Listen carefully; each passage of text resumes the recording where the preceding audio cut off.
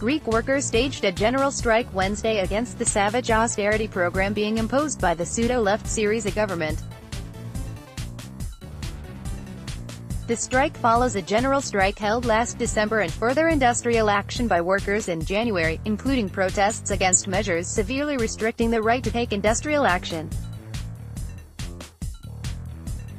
The stoppage, nearly the 50th general strike since 2010, was called by the General Confederation of Greek Workers, GSEE, private sector union confederation, and its public sector counterpart, the Supreme Administration of Greek Civil Servants Trade Unions, ADEDY.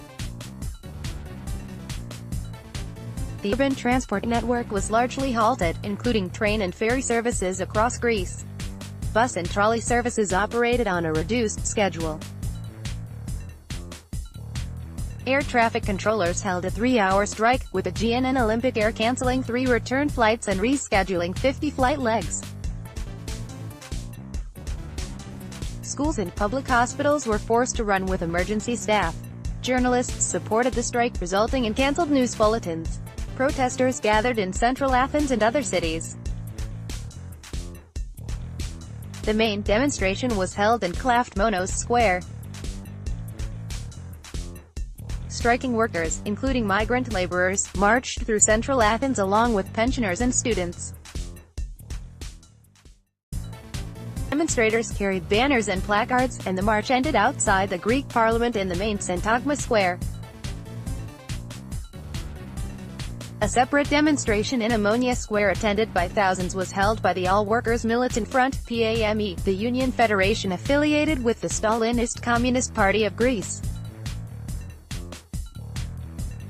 Following its landslide election victory in January 2015, Syriza betrayed its mandate to end the austerity imposed by previous conservative and social democratic governments on behalf of the European Union (EU), the European Central Bank and the International Monetary Fund (IMF), ignoring a referendum vote. On August 20, Greece is set to formally exit the EU bailout and return to the international financial markets to seek funding for its colossal debts.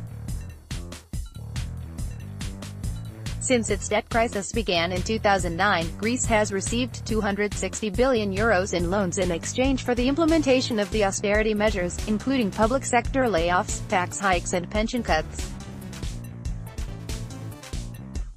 This has not reduced the country's mountain of debt by a single euro. Virtually every cent has been handed back to the banks to meet interest payments.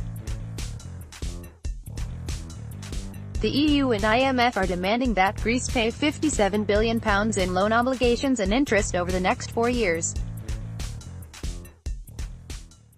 Syriza plans to pass another austerity package by June 14 that will include the privatization of the energy sector.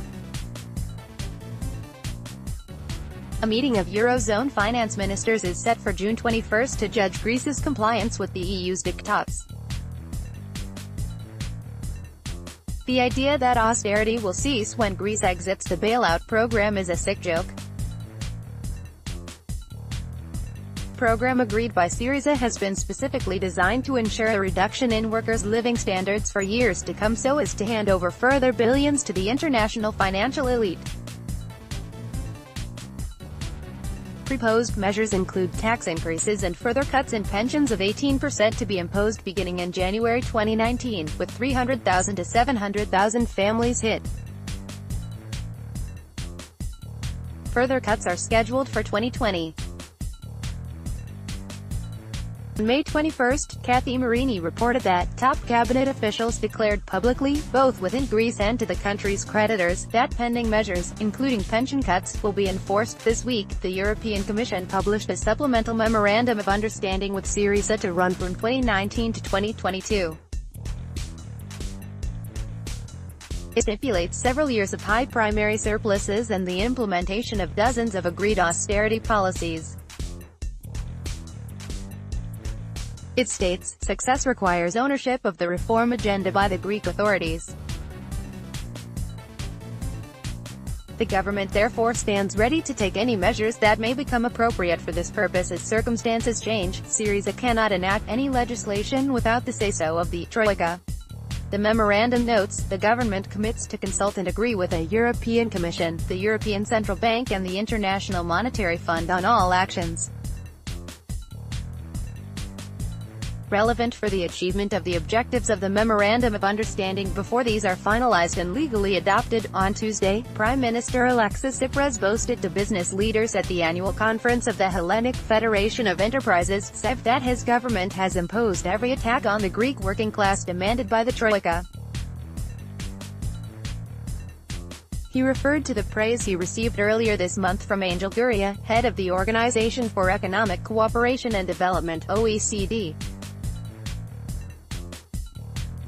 Gurria told him in person, "I would like to congratulate you, your administration and the whole of Greece for an impressive stabilization effort and one of the most ambitious reform packages we have seen at the OECD in recent times." An article on the Stuff News site noted, Tsipras smiled, hugged Gurria and promised to keep reforming that this will continue was symbolized Wednesday by the stationing of riot police around Athens. Police, including a contingent protecting the offices of the SEF, attacked a number of protesters. The cuts already in place are still not enough.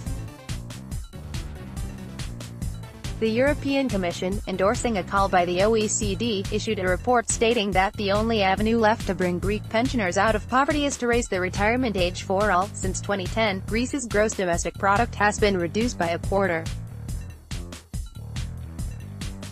Wages have been slashed, with the active collaboration of the trade unions, by an average of 15%. In the private sector, the collapse has been staggering. In 2012, the minimum take-home pay of a full-time private sector worker was $848 a month. This was slashed to $690 a month in February of that year. Many workers are earning much less, as the figures mask the fact that half of all new jobs are part-time or seasonal. After 3 years of Syriza in power, Labour Ministry figures reveal that the poorest one-third of private sector workers now received a starvation wage of just $445 a month. Masses of people remain unemployed, with official unemployment still over 20% and at 45% for young people.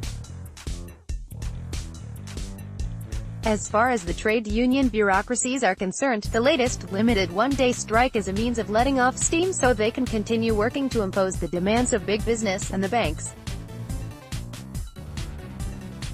After congratulating Syriza for its role in pauperizing the working class, SEF President Theodore Fesses alerted big business of the necessity to deepen its collaboration with the trade union bureaucracy.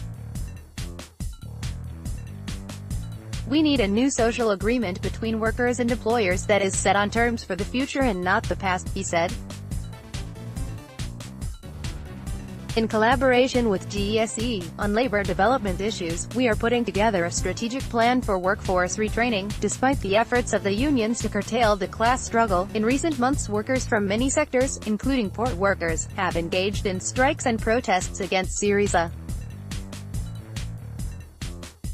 In its statement on the general strike, in which dock workers participated, the union felt obliged to warn the government, for workers, pensioners and the unemployed, the end of the bailout in August 2018 is not an automatic process that will bring prosperity, but the beginning of new struggles.